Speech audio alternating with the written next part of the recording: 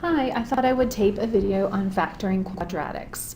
So first I wanted to go over and review what the definition of a quadratic is. And a quadratic is an expression or an equation that's degree is 2, so the highest degree is 2, but it has other terms. So it could be x squared plus 5x plus 4. So the highest degree is 2, and there's one variable in it. Another example of a quadratic would be a squared minus 4, because here we are missing the middle term. I also could have a squared plus 5a squared plus 5. That would be a quadratic. So these are all examples of quadratics, and what makes them quadratic is the highest degree polynomial is a square, or highest degree term is a square. So the standard form of a quadratic is ax squared plus bx plus c. So where a is the coefficient of the x squared term, b is the coefficient of the x term, and c is the constant. So we talked a little bit in class, and we talked about how to use the x factor to help us solve or to factor quadratics. And when I say factor, I mean I want to take this and I want to factor it into a quadratic, factors, meaning x minus plus 4 times x plus 1. And I need to have some sort of way of knowing what these values are going to be.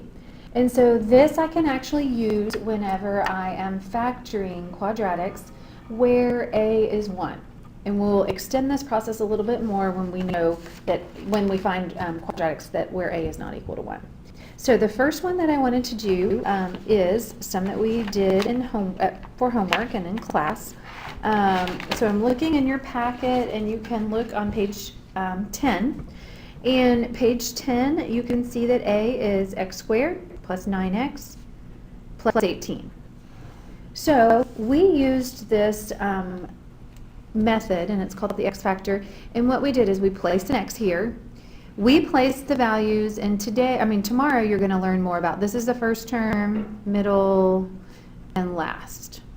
Okay, but we talked a lot about a times c and b being down here. So I take the coefficient of my x squared term, and that would be 1 times 18, and that's 18. And then my b term is 9. And so in these two places here, I actually try to figure out, I ask myself, what are two factors of a times c that add up to b, that add to b. Okay, and so I have to start listing my factors of 18. So I said factors of a times c. So my factors of 18 are 1 and times 18 is equal to 18, 2 times 9 is equal to 18, and 3 times 6. Well, also you have to think about the negatives that we could have. So we can have negative 1 times negative 18, negative 2 times negative 9, negative 3 times negative 6. Those are also all 18. But my middle term is not a negative. So, and I know when I add these together, that's going to be negative 19, negative 11, negative 9. This will be positive 19, positive 11, and add those together, it's positive 9. So these two are going to be my logical choice, 3 and 6. Because when I add these two factors together, they equal 9. So then I write my factorization as x plus 3, bring that down, and x plus 6, bring that down. So that kind of gives you an idea of what you're doing. So then let's look at another example. Let's look at, for instance, let's do E on page 11. In this case, I have g squared minus 11g plus 24. I'm going to use my x factor because my coefficient is 1. So I can do this. I do a times c up here, which is going to be 24. I do b down here, which is negative 11. I can list factors of 24, 1 times 24, 2 times 12, 3 times 8, 4 times 6. I think that's it. And then we also have the negative version of this. So negative 2 times negative 12, negative 3 times negative 8, negative 4 times negative 6. This is the hardest part, is to try to figure out what two factors will add up to be b. And these two factors, -3 and -8, when I multiply them together, will be +24, and when I take their sum, it would be -11. So I have x minus 3 times x minus 8. And I factored that problem. Now, we do run into sometimes when we have something that we can factor out before we use the x factor. And in this case, I'm talking about problems such as 2x squared minus 14x minus 36. Okay? Where I see that each of my terms has in common a 2, a factor of 2. So I take that and divide it by 2, that and divide it by 2, and that and divide it by 2. And what this ends up being is, when I take 2 divided by 2, it's 1. So that's 1x squared. And then -14 divided by 2 is -7, still have the x. And then I have 36 divided by 2, and that's -18. So I get to this point, and then I'm going to use the x factor to find my two factors. I leave the 2 outside the parentheses. I factored that out. So I do a times c is -18, and then I do -7. I go through my list. I figure out 118, but one of them has to be negative and one of them has to be positive. So I have -1 and 18. And I have, then my opposite is -18 and 1. Then I have -2 and 9, and then I have -9 and 2. And then I have -3 and 6, and then I have -6 and 3.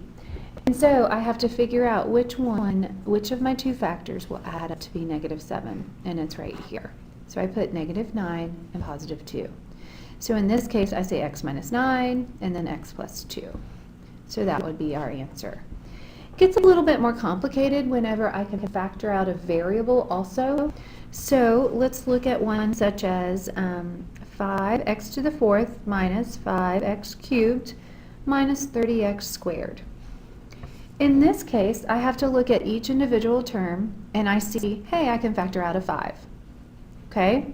So I know I can divide each of them by 5. But I also look and see, and each of my terms has at least an x squared in it. And I can look at my least exponent of x, and that is x squared. So I know I can factor out an x squared out of every single term. So when I do this, I do 5 divided by 5 is 1, and I'm going to leave it 1 there so you can see what I'm doing. And x to the 4th divided by x squared is x squared, because I take 4, move it up, subtract 4 minus 2 is 2. Then I have -1, because 5 divided by 5, or -5 divided by 5 is -1. I have here 3 minus 2 is 1, so it's x to the 1st. And then -30 divided by 5 is -6, and then x squared divided by x squared is just 1. So this is what I have. And I end up trying to see, hey, do I have factors of -6 that add up to be -1? And so I put -6 here, and I put -1 here, and I do. I have -3, and I have +2. So I'm going to have 5x squared, x plus 2, times x minus 3. And that's your answer. And that gives you an idea of what we've been doing the last couple of days in class.